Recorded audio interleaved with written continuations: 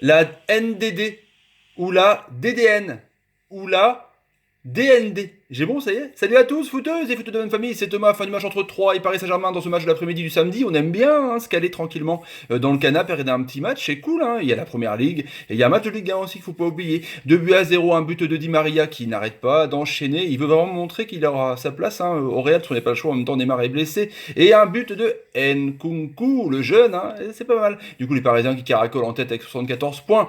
86 buts marqués. On approche du sondage qu'on avait fait dernière fois sur la vidéo, hein, où les 100 buts marqués en Ligue 1, ça va, hein, à mon avis, ça va être réalisé sans gros problème pour le PSG et les Troyens qui restent premier barragiste, 18e, avec 28 points. Et Jean-Luc Garcia qui était vénère, hein, comme l'an dernier, comme la semaine dernière, pardon, contre Rennes. Là, il est vénère contre Paname aussi, mais en même temps, là, on peut le comprendre parce qu'il y a quand même sur le but d'Nkunku, alors que 3 poussaient, il y a quand même un petit fait de jeu. On va revenir là-dessus. Résultat du sondage hier sur Bordeaux, vous êtes 72% à penser que oui, Bordeaux peut se qualifier en Europa League, donc c'est cool, hein. Les Girondins, vous êtes confiants pour eux. 28% d'entre vous disent que non, hein. Globalement, vous dites que c'est trop tard ou que c'est trop juste pour les Girondins qui ont été éliminés, hein, contre Vidéoton au barrage. Donc voilà, on va pas revenir là-dessus non plus. On va revenir maintenant sur le match. Donc globalement, hein, Paris qui avait fait tourner, hein, parce qu'il y avait déjà Cavani qui était au repos, il y avait Mbappé qui avait senti une petite gêne à la cheville, du coup qui était pas là, il n'y avait pas Verratti, il n'y avait pas non plus l'ami Marquinhos qui avait une petite gêne, il n'y avait pas Ben Arfa. Enfin, en même temps, Ben Arfa, de toute façon, il ne joue pas, donc voilà. Enfin, il y a quand même beaucoup d'absents. Areola revenait dans les cages.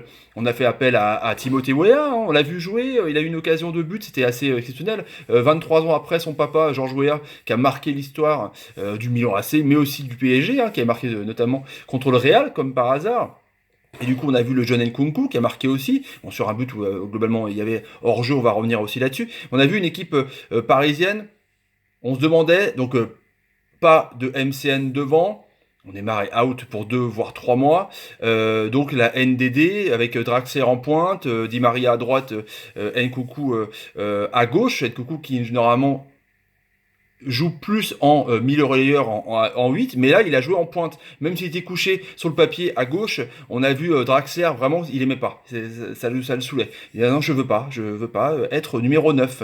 Donc le international allemand, champion du monde, du coup bah il est plutôt migré vers la gauche, voire même redescendu un petit peu pour prendre des ballons. Du coup, il a été très bon Draxler, hein, notamment sur le but de Di Maria. Mais du coup, bah, Nkunku était en pointe, il n'a pas démérité, mine de rien. Il a eu un gros défi physique avec l'ancien Nantais Viscarando et RL. RL qui est très très bon, hein, qui était notamment voulu par Bordeaux ou aussi par Nantes, hein, le défenseur central qui est vraiment super fort. Et donc, bah, du coup, Nkunku, je trouve qu'il a pas trop, il a pas trop à se plaindre de son niveau, mine de rien. Il a marqué donc son but, hein, avec une faute de Meunier sur un joueur troyen, je pense, et après sur une belle passe, Nkunku est hors jeu, il fait un petit crochet et puis il trompe le gardien Zelazny qui a réalisé pourtant une partie exceptionnelle avec 9 arrêts.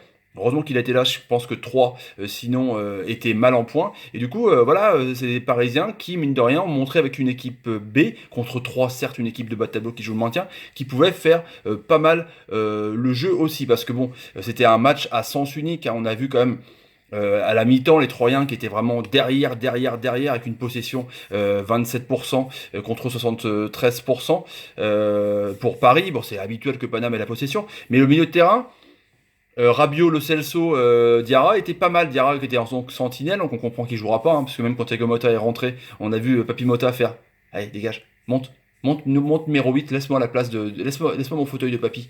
C'est bon, c'est moi qui l'ai. Du coup, bah. On a vu un milieu de terrain assez intéressant. Rabiot qui a vraiment été énorme dans sa conservation de balle, dans ses décisions, dans son aiguillage devant, ça c'est incroyable. Même pour percer les lignes, vraiment il est super élégant. Je trouve le Celso a été énorme, notamment justement sur ce début d'action qu'il a fait pour que Draxler fasse la louche à la passe à Di Maria qui pique un petit peu son ballon devant le Selassie. Enfin voilà, Lo Celso j'aime beaucoup parce que il est lent certes, mais peut jouer à tous les postes. C'est le couteau suisse de ouf. Il peut te mettre au milieu de terrain. Il peut mettre donc en sentinelle. Il peut te mettre aussi dans les trois de devant, parce que mine de rien, ça combinait pas mal. On a vu en pointe, donc Draxler, il voulait pas. Donc on a vu aussi Rabiot des fois faire ce rôle de pointe, parce que Nkunku descendait, que c'est quand même des milieux de terrain. Donc quand on est habitué à un poste, on a tendance à revenir hein, vraiment aux habitudes, quoi. On a vu même Di Maria prendre aussi la pointe. Donc ça a un peu bougé. La défense était un peu en panique. Les Troyens n'ont pas fait grand-chose. Il y a eu un duel de gladiateurs entre Kipembe qui vraiment prend sa place de ouf. Hein. Je pense, à mon avis, que au Monstro, Thiago Silva, ça sera, si Marquinhos est remis, ça sera vraiment la paire Marquinhos-Kipembe, parce que c'est un rock, hein, Kipembe, c'est assez exceptionnel, il progresse de ouf. Il a une relance pas trop dégueulasse, mais à côté d'un relanceur, que ce soit Thiago Silva ou que ce soit Marquinhos, en rôle de stopper, c'est un truc de ouf. Donc il a malmené Souk. Et Souk aussi a malmené Kipembe, c'était un gros combat en tout cas, je trouve, avec le Zlatan coréen, comme ils aiment bien le dire. Et du coup, bah là, on a vu une équipe troyenne en difficulté, ils auraient pu vraiment concrétiser mieux leurs actions. Voilà, je pense à Mazoum, je pense à Rémi Walter donc de Nice, je pense à aussi Grand Cyr, hein, Grand Cyr qui des fois est en pointe, des fois il est ailier. Là, on a préféré vraiment essayer de faire un travail défensif pour vraiment mettre le bus hein, de 3 avec Belougou donc en rôle de sentinelle. Quand Nivet est rentré, ça a été un peu mieux à la place d'Azamoum parce que il a fait mis une belle frappe et c'est réalisé le premier arrêt d'Areola. Premier arrêt d'Areola, c'est vachement dur à dire, mais j'ai réussi à le dire, je suis content. Mais du coup, voilà, 3 n'a pas beaucoup essayé. À 1-0 sur donc, cette action avec Draxler, avec Lo Celso et Di Maria qui pique son ballon et qui bat le gardien. Du coup, après, 3 a essayé, mine de rien. Il y a eu des belles frappes. Hein. On voit Lo Celso, dans la première mi-temps, a essayé quand même par 2 fois. Il y a eu une tête aussi de Di Maria. Enfin, Selassini a fait des arrêts de ouf sur sa ligne. Dans les airs, il a été assez exceptionnel, je trouve, franchement. Donc, 3 a vraiment joué la défense, mais après le but Paris a voulu jouer trop, un peu trop facile, je trouve, et essayer de vraiment de se baser sur Mardi. Donc ils n'avaient pas envie de se blesser. Il y a eu quand même pas mal de contacts. Donc Alves est rentré à la place de Di Maria.